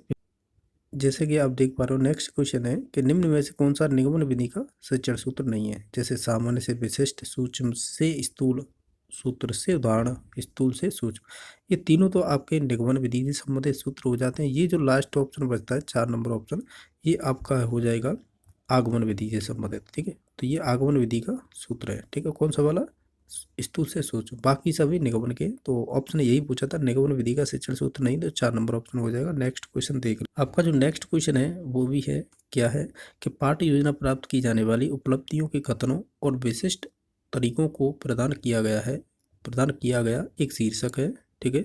और जिसके द्वारा शिक्षक के मार्गदर्शन में दैनिक क्रियाओं के परिणाम स्वरूप उन्हें प्राप्त किया जाता है, यह कथन किसके द्वारा कहा गया है। तो ये आपके NL यानी एन एल बॉक्सिंग के द्वारा कहा गया है, ठीक है, ये ध्यान रखना है आपको, ये स्टेटमेंट है, तो ये एन एल बॉक्सिंग द्वारा कहा गया है, ठीक है। अगला क्वेश्चन देख लें।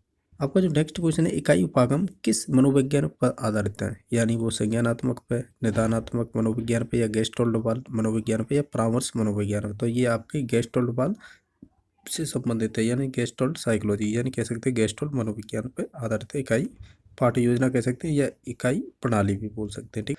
आपका जो नेक्स्ट क्वेश्चन है कि जो प्रयोजना विधि है कि अव्यवस्थित सोपान नीचे दिए गए जा रहे हैं, दिए गए विकल्पों में से इन सोपानों को तार्किक क्रम ढूंढें, ठीक है। जैसे प्रोजेक्ट का चुनाव, उद्देश्य निर्धारण, प्रोजेक्ट की योजना, परिस्थिति उत्पन्न करना, प्रोजेक्ट का मूल्यांकन, योजना अनुसार कार्य करना, और सारे कार्यों का एक लेखा जोखा होता है। यानी ये चार आपको कह सकते हैं विकल्प दिए हुए हैं, ये क्रम बताना है इनका क्या होगा, ठीक है। तो हम जानते हैं, क्या जानते हैं कि सबसे पहले परिस्थिति उत्पन्न की जाती है, तो ऑप्शन नंबर इसमें जो 3 दिखाई दे रहा है, तो वो आपके 3 नंबर ऑप्शन में भी है या 4 में भी है। अगला देखते हैं स्टेप। उसके बाद प्रोजेक्ट का चुनाव या कह सकते हैं उद्देश्य निर्धारण किया जाता है, ये भी बात सही है, तो इसमें दोनों में ही सेम चल रहा है अभी। तो आगे देखते हैं। उसके बाद प्रोजेक्ट की योजना बनाई जाती है, तो ये भी बात दोनों में सही हो रही है।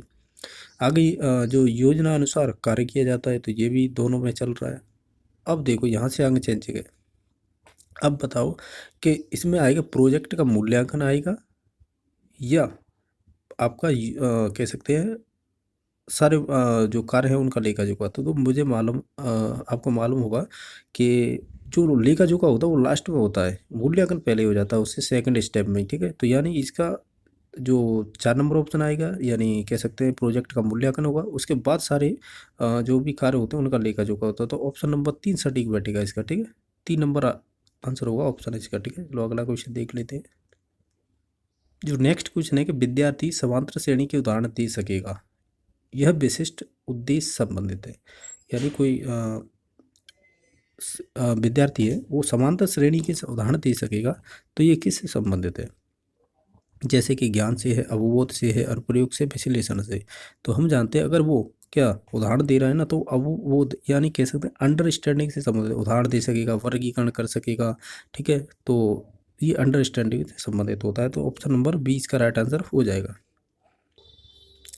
आपका जो नेक्स्ट क्वेश्चन है, जब विज्ञान, अर्थशास्त्र और दर्शनशास्त्र, भूगोल इत्यादि के अध्यापक अपने शिक्षण के दौरान गणित के संप्रत्यय का प्रयोग करते हैं, तो उस समय प्रत्येक विषय का गणित के साथ स्थापित होने वाला सह संबंध क्या होता है। ये बहुत इंपॉर्टेंट क्वेश्चन है, अभी तक तो रीट में बना नहीं है, पर बाई चांस बन जाता है ऐसा क्वेश्चन।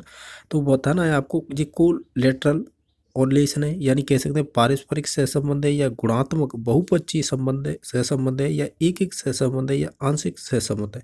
तो इसका जो राइट आंसर होगा वो होगा आपका 2 नंबर ऑप्शन, यानी ये गुणात्मक या बहुपक्षीय है, यानी ऐसी कोई भी सब्जेक्ट नहीं है बिना मैथ के यूज ना हो उस मैथ का, ठीक है। तो कह सकते हैं ये बहुपक्षीय और सहसंबंध होता है, या गुणात्मक कह सकते हैं। तो ऑप्शन नंबर इसका 2 हो जाएगा राइट आंसर। आपका जो नेक्स्ट क्वेश्चन है कि उस वैज्ञानिक शिक्षा की नींव जो गणित के साथ प्रारंभ नहीं होती है, अवश्य ही दोषपूर्ण है, यह कथन किसके द्वारा कहा गया है। जैसे कि रोजर वेंगर, हॉगमैन, हार्वर्ट, या काम्टे बोल रखा है, उन्हें से काम्टे बोलते हैं। तो बताना है इसमें से कौन सा होगा। तो ये काम्टे है ना, इन्होंने कहा था कि बिना जो आपका वैज्ञानिक शिक्षा की नींव है वो गणित के साथ आरंभ नहीं होती है, अवश्य ही दोषपूर्ण है। यानी जिसमें गणित का उपयोग ना हो तो वो अवश्य ही दोषपूर्ण होगा। ये कथन किसने कहा था, काम्टे ने कहा था। तो ऑप्शन नंबर 4 है इसका राइट आंसर। ये क्वेश्चन भी अच्छा था कि निम्नलिखित में से कौन सा विकल्प गणित शिक्षण के दौरान आसुरचित उपयोग के द्वारा उपकरण के उपयोग को नहीं दर्शाता है। यानी ये कह रहा है आसुरचित, यानी बच्चा खुद से निर्माण करता है किसी चीज़ का, क्रिएटिविटी दिखाता है, तो या खुद से निर्माण करता है कोई वस्तु का, तो वो होती है आसुरचित। तो ये बता रहे इसके संबंध में कौन सा इनमें से कथन नहीं दर्शा रहा है, ये बताओ, ठीक है। पहला ऑप्शन है दिए गए नाप के त्रिभुज का निर्माण ज्यामिति बॉक्स की सहायता से करना, यानी दिए गए नाप का या के त्रिभुज का निर्माण ज्यामिति बॉक्स की सहायता से करना, ये तो पहला ऑप्शन है। दूसरा है व्रत की परिधि ज्ञात करने के लिए चूड़ियाँ और धागा, मीटर स्केल का उपयोग करना, तो ये आपका आसुरचित है, यानी क्रिएटिव है, ठीक है। घन के पृष्ठीय क्षेत्रफलों को ज्ञात करने के लिए जैसे चौक बॉक्स होता है, धागा, मीटर स्केल का उपयोग करता है, तो ये भी एक आपका आसुरचित है। गोले का आयतन ज्ञात करने के लिए जैसे गेंद हुई, आपकी कॉफ़ी का बोतल हुआ, पानी का उपयोग करना, ये सभी किससे संबंधित है? ये आपके आशु रचित से संबंधित है। ठीक है, तो आशु रचित ये संबंधित है, तो बाकी एक ही ऑप्शन बचता है जो यहाँ पे है। ये आशु रचित नहीं है, क्योंकि दिए गए नाप के त्रिभुज का निर्माण बच्चा ज्यामिति बॉक्स की सहायता से कर रहा है। वो खुद से कोई ऐसी चीज़ नहीं क्रिएटिव कर रहा है जिससे कि हम ये कह सकें आशु रचित है। ठीक है, जबकि 2 और 3 और 4 ऑप्शनों में आशु रचित थी, तो कह सकते हैं कि इसका राइट आंसर हो जाएगा पहला नंबर ऑप्शन। ठीक है, अगला क्वेश्चन देख लेते हैं। जो आपका अगला क्वेश्चन है वो क्या है कि निम्नलिखित में दिए गए विकल्पों में से कौन सा कथन अनुप्रयोग संबंधी उद्देश्यों को नहीं दर्शाता है? यानी अनुप्रयोग मतलब जो एप्लीकेशन होती हैं, जैसे किसी चीज ज्ञान का दूसरी जगह उपयोग करना, उसे संबंधित होता है अनुप्रयोग। ठीक है, तो पहला ऑप्शन देखते हैं, अवधारणाओं सिद्धांतों को नई परिस्थिति में प्रयोग करना, तो ये बिल्कुल अनुप्रयोग है। किसी विधि या प्रक्रिया का सही उपयोग करना, तो ये भी आपका एक अनुप्रयोग से संबंध हो जाएगा। दिए गए आंकड़ों की सहायता से ग्राफ चार्ट का विकास करना, ये भी आपका संबंध हो जाएगा अनुप्रयोग से। दी गई विषय वस्तु में से अकथित मान्यताओं को पहचानना, दी गई विषय वस्तु में से अकथित मान्यताओं को पहचानना, ये आपका अनुप्रयोग से संबंधित नहीं है। ठीक है, तो ऑप्शन नंबर डी इसका राइट आंसर हो जाएगा। ठीक है, या डी का मतलब 4 नंबर ऑप्शन। ठीक है, चलो अगला क्वेश्चन देख। आपका जो नेक्स्ट क्वेश्चन है वो है 118 नंबर, निम्नलिखित में से कौन सा जो अभिक्रमित अनुदेशन का सिद्धांत नहीं है? ठीक है, अभिक्रमित अनुदेशन का जो सिद्धांत नहीं है वो आपको चूज करना है। तो ऑप्शन नंबर पहला है कि लघु पदों का सिद्धांत। ठीक है, छोटे छोटे पदों का बोलते हैं इसे, यानी लघु पद का सिद्धांत। स्वगति से सिद्धांत, यानी स्वगति से मतलब स्वगति अपने आप सीखना, यानी खुद से सीखना। और आपका अमूर्तता का सिद्धांत, यानी अमूर्तता तो आपकी गणित की प्रकृति से संबंधित होती है, यानी अमूर्तता एक गणित की प्रकृति होती है। यानी कह सकते हैं कि ये ऑप्शन नहीं है। ये अगर आप विक्रमित अनुदेशन के जो कह सकते हैं अनुदेशन सिद्धांत पढ़ते हैं, तो उनमें ये अमूर्तता नहीं आती, तो ऑप्शन नंबर 3 हो जाएगा। बाकी 4 नंबर ऑप्शन है तत्काल प्रतिपुष्टि का सिद्धांत, यानी फीडबैक तुरंत मिलता है उसमें, तो ये वही बात सही है। यानी हम कह सकते हैं 1 नंबर ऑप्शन, 2 नंबर और 4 नंबर ऑप्शन सही है, ये आपके अभिक्रमित अनुदेशन से संबंधित हैं, जबकि 3 नंबर ऑप्शन नहीं संबंधित है। तो यही पूछा था, राइट आंसर 3 नंबर ऑप्शन हो जाएगा। नेक्स्ट क्वेश्चन है जो आपका 119 नंबर है कि निम्नलिखित में से कौन सा दृश्य श्रव्य सामग्री के उपयोग हेतु उद्देश्य नहीं है? आपको बताना है इसमें से नेगेटिव और चूज करना है, क्योंकि उद्देश्य नहीं है वही देखना है। विद्यार्थी की सीखने की गति में सुधार करना, ये हो सकता है, बिल्कुल हो सकता है। ठीक है, विद्यार्थियों को अधिक क्रियाशील बनाना, ये भी हो सकता है। ये कह रहा है कि विद्यार्थियों को सूचना प्रदान करना, और 4 नंबर ऑप्शन को देखो, अधिगमकर्ता की डिजिटल शक्ति का विकास करना, यानी कह सकते हैं विद्यार्थियों को सूचना प्रदान करना, ये आपका एक श्रव्य दृश्य सामग्री के उपयोग हेतु उपयुक्त उद्देश्य नहीं है। ठीक है, यही पूछा था, तो इसका राइट आंसर 3 नंबर ऑप्शन हो जाएगा। ठीक है, तो ऑप्शन नंबर 3 इसका करेक्ट आंसर होगा। अगला देख ले। जो आपका अगला क्वेश्चन है कि अंकगणित में मूलभूत प्रक्रियाओं के लिए निदानात्मक परीक्षण विकसित किया गया था, किन के द्वारा किया गया था? तो देखो ये फैक्चुअल क्वेश्चन है, और ये पहली बार ये पूछा गया है। और ये देखा जाए तो निदानात्मक परीक्षण संबंधी वैसी विशेषता पूछ ली जाती है, क्या होता है निदानात्मक परीक्षण। लेकिन यहाँ पर जिन्होंने प्रयोग किया किस पे? निदानात्मक परीक्षण पर, किस पे? अंकगणित की मूलभूत प्रतिक्रियाओं पे। तो वो कौन कौन से हैं? जैसे इसमें दे रखा है, इसका मैं डायरेक्टली आंसर बता देता हूँ। इसका राइट आंसर होगा जो GT बुशवेल और लेनोर जोन के द्वारा। ठीक है, तो ऑप्शन नंबर बी इसका राइट आंसर हो जाएगा।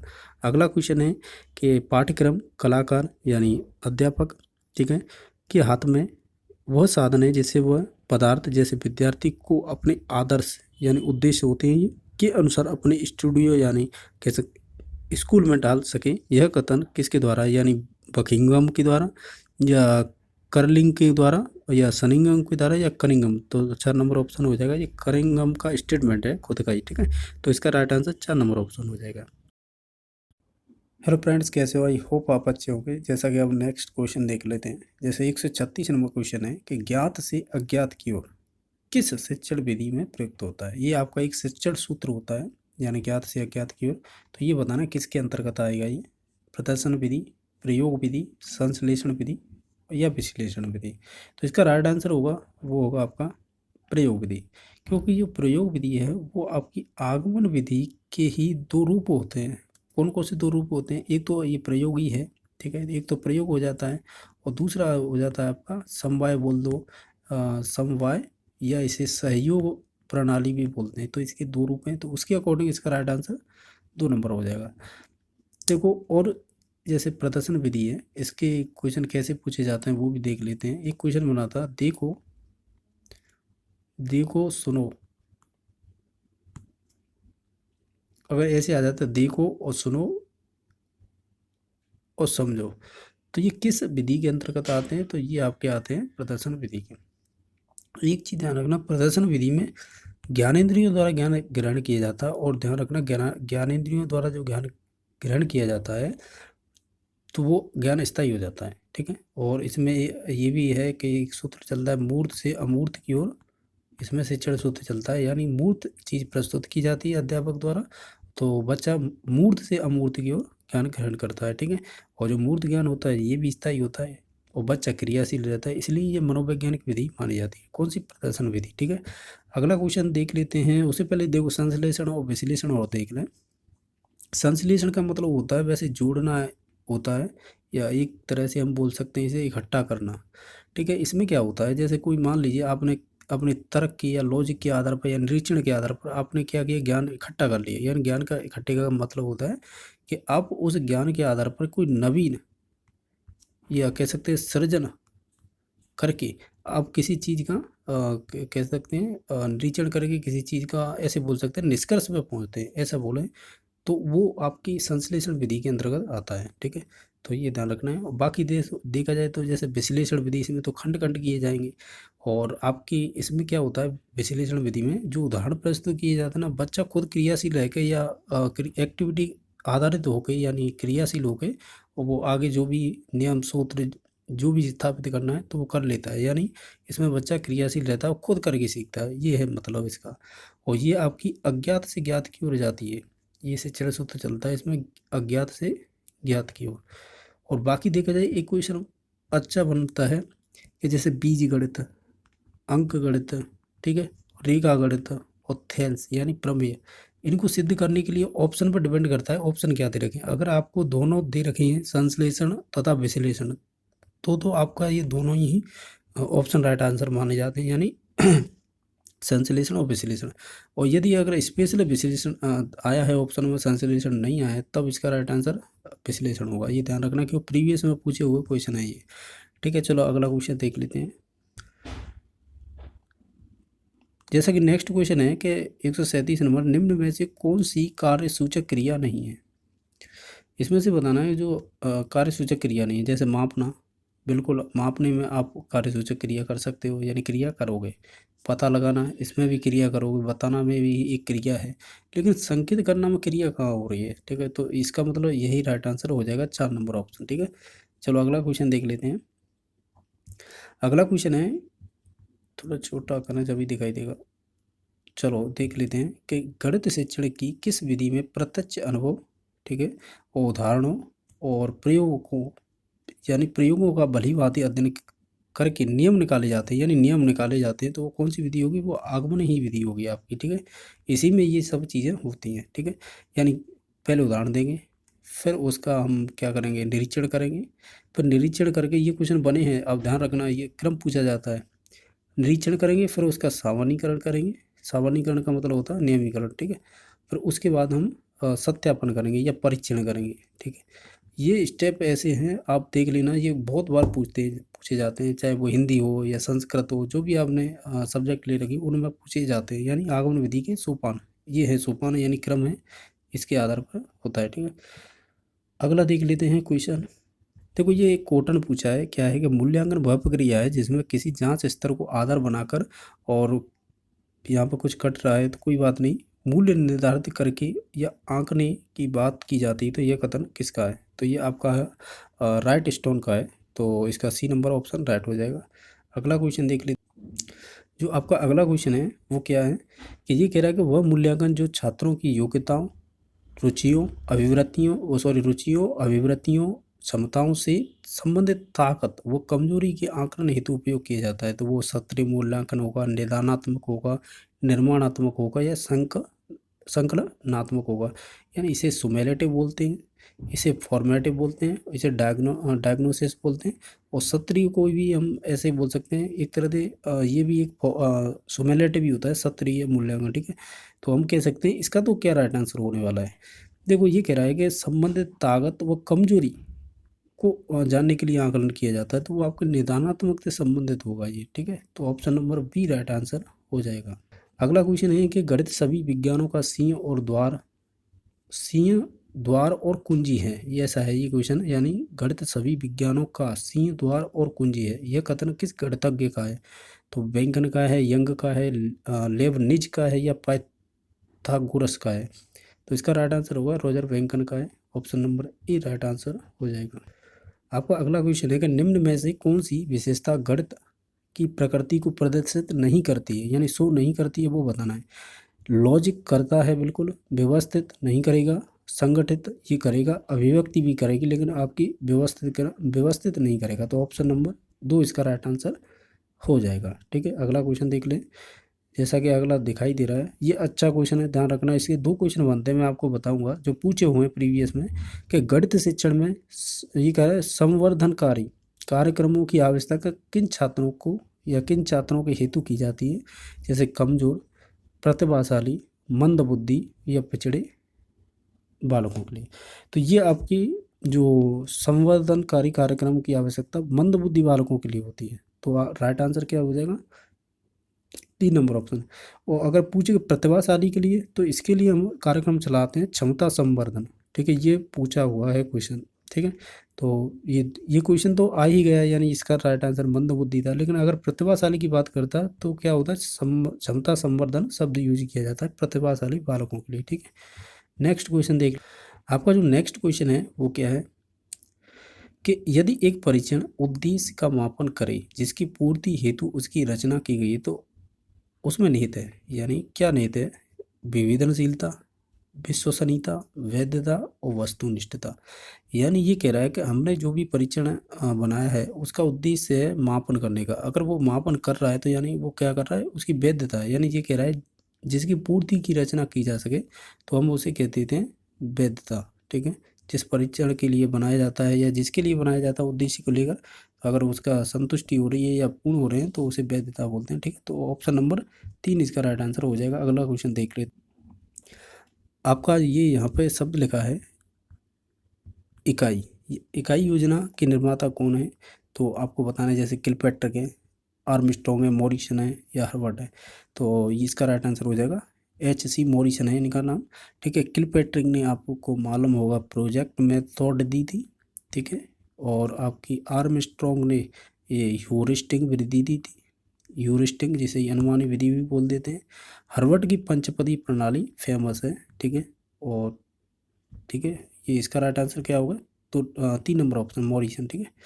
अगला क्वेश्चन देख, आपका जो नेक्स्ट क्वेश्चन है वो देखो, यदि एक छात्र क्रमचय और संचय की तुलना कर सकने में समर्थ हो जाता है, तो अध्यापक अपने इस प्राप्य उद्देश्य की पूर्ति करता है, किसका, ज्ञानात्मक का, अवबोधात्मक जिसे अंडरस्टैंडिंग बोलते हैं, ज्ञान उपयोग मतलब एप्लीकेशन हो जाता है, और विश्लेषण मतलब एनालिसिस। तो ये बताना है, ये कह रहा है क्रमचय और संचय की तुलना कर सकने में, तुलना करना, ठीक है, वर्गीकरण करना या उदाहरण देना, ये किससे संबंधित होते हैं, तो आपको मालूम होना चाहिए ये आपके होते हैं।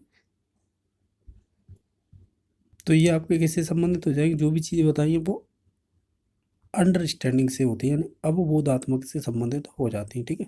तो इसका राइट आंसर 2 नंबर ऑप्शन हो जाएगा। अगर यहाँ पर ये पूछता है कि किसी की परिभाषा बताना, ठीक है, और जो पहले सीखे हुए ज्ञान को पुनः स्मरण कर सकता है, यानी प्रत्यय स्मरण, तो ये आपके फिर ज्ञानात्मक पक्ष से संबंधित हो जाती है, ठीक है। तो इसका राइट आंसर 2 नंबर ऑप्शन हो जाएगा। अगला क्वेश्चन देख ले, आपका जो अगला क्वेश्चन है ये कह रहा है कि गणित शिक्षण में प्रोजेक्ट विधि के संबंध में कौन सा कथन सही नहीं है, ये बताना है। देखो ये प्रजातांत्रिक होती है, तो बिल्कुल ही ये प्रजातांत्रिक होती है। सामाजिक गुण विकसित करती है, और तीसरा ऑप्शन है प्रयोगात्मक वह व्यवहारिक विधि है, तो ये भी बात ऑप्शन सही है, यानी 1 3 तो सही है। शिक्षक सबसे सक्रिय रहता है, यानी शिक्षक सबसे सक्रिय नहीं रहेगा, सामाजिक गुणों का भी विकास हो जाए। शिक्षक क्यों, इसमें बच्चा रहेगा ना, वही अपने हिसाब से चूज करता है कोई भी टॉपिक, तो अपने हिसाब से वो करके लाता है, यानी क्रियाशील तो इसमें स्टूडेंट रहेगा ना, शिक्षक थोड़ी रहेगा। शिक्षक तो सहायता करता है या सहयोगकर्ता के रूप में होता है। तो यानी इसका राइट आंसर क्या आ जाएगा, 4 नंबर ऑप्शन हो जाएगा। अगला क्वेश्चन देख लेते हैं कि प्रस्तावना का मूल आधार क्या होता है। यानी प्रस्तावना का मूल आधार होगा जैसे विशिष्ट उद्देश्य, पूर्व ज्ञान, पुनरावृत्ति या पुनरावलोकन। तो हम जानते हैं जो प्रस्तावना का कहते हैं मूल आधार रहेगा वो आपका पूर्व ज्ञान रहेगा। क्या, पूर्व ज्ञान, क्योंकि प्रस्तावना में अगर देखा जाए तो सही है, पूर्व ज्ञान से संबंधित ही पढ़ाई जाती है। यानी जो भी प्रस्तावना होती है उसमें लास्ट में समस्यात्मक क्वेश्चन होता है, तो उससे पहले जो भी क्वेश्चन होते हैं वो पूर्व ज्ञान पर आधारित होते हैं। तो ये 2 नंबर ऑप्शन इसका करेक्ट होना चाहिए। ठीक है, अगला है, ये भी क्वेश्चन बहुत बार पूछा है अभी जो भर्ती हुई है उनमें, कि शिक्षण सहायक सामग्री की सापेक्षिक प्रभावशीलता को शंकु द्वारा स्पष्ट किसने किया है। जो सहायक सामग्री होती है वो शंकु के रूप में, जैसे ऐसे, ये किसने प्रदर्शित किए हैं, तो ये बताना है। तो ये आपके डेल डेल ने किए, बेल ने किए, बटन ने, डेंट ने। तो ये आपकी एडलर ने की थी, तो ये डेल ही हम कह सकते हैं, यही होगा। ठीक है, और तो कोई ऑप्शन है नहीं। ठीक है, अगला क्वेश्चन देख लेते हैं कि शिक्षक निर्मित आंसू रचित उपकरणों से छात्र में किसका विकास होता है। यानी ये कह रहा है शिक्षक निर्मित आंसू रचित उपकरणों से छात्रों में किसका विकास होता है, कौशल का, अवबोध का, निदान का, ज्ञान का। तो हम कह सकते हैं इसे, शिक्षक निर्मित आंसू रचित उपकरणों से छात्र में कौशल का विकास होगा। वैसे देखा जाए तो खुद छात्र करके देखेगा यानी करके सीखेगा तो वो बेस्ट रहेगा, लेकिन आंसू रचित चीज उपकरण को हम कौशल बोलेंगे। ठीक है, तो इससे कह सकते हैं option number A right answer हो जाना चाहिए। ठीक है, और भी क्वेश्चन है तो उन्हें भी देख लेते हैं। जैसा कि ये क्वेश्चन है, प्राप्य उद्देश्य कौशल की पूर्ति हेतु छात्रों से क्या कार्य करवाना चाहिए। यानी आपको क्या करवाना है, प्राप्य उद्देश्य। प्राप्य उद्देश्य क्या होते हैं, जो कक्षा के अंतर्गत प्राप्त किए जाते हैं, यानी कम समय लगता है। लेखन कार्य, अभ्यास कार्य, चित्र निरूपण, प्रायोनावधि। तो इसमें तो एकमात्र है चित्र निरूपण जो तुरंत प्राप्त किया जा सकता है, यानी उद्देश्य को इसको प्राप्त किया जा सकता है। इसके अकॉर्डिंग राइट आंसर हो जाएगा 3 नंबर ऑप्शन। आपका ये एक स्टेटमेंट है कि ये कह रहा है कि प्रोजेक्ट किसी समस्या को हल करने के लिए किया जाने वाला कार्य है जो कि एक स्वाभाविक परिस्थिति में पूरा किया जाता है। ये कथन किसका है, जॉन डीवी का है, स्टीवेंस का है, किलपेटर का है, फेराडे का। तो ये आपका स्टीवेंस का, ये आप एक फैक्ट के तौर पे याद रख सकते हो। आपका नेक्स्ट क्वेश्चन है, वह स्थान जहाँ गणित संबंधी प्रयोग अनुभव प्राप्त करके गणित के तथ्यों, सिद्धांतों और एवं प्रत्ययों को ग्रहण किया जा सके तो उसे क्या कहेंगे, गणित केंद्र कहेंगे, गणित संकुल कहेंगे, गणित प्रयोगशाला या गणित संग्रहालय।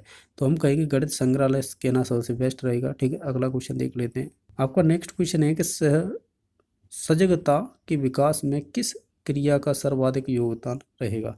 जैसे लिखित कार्य का, प्रोजेक्ट कार्य का, गृह कार्य का या मौखिक कार्य का। तो प्रोजेक्ट कार्य का सबसे ज़्यादा महत्व रहेगा, क्योंकि इसमें औपचारिक शिक्षा तो मिलती है, साथ ही साथ अनौपचारिक हो जाता है, क्योंकि ये जो भी कार्य लेता है वो हो सकता है स्कूल से बाहर का भी हो सकता है, तो उसमें अनौपचारिक ज्ञान भी आ जाता है। तो इसलिए इसका राइट आंसर हो जाएगा 3 नंबर ऑप्शन है, यानी 2।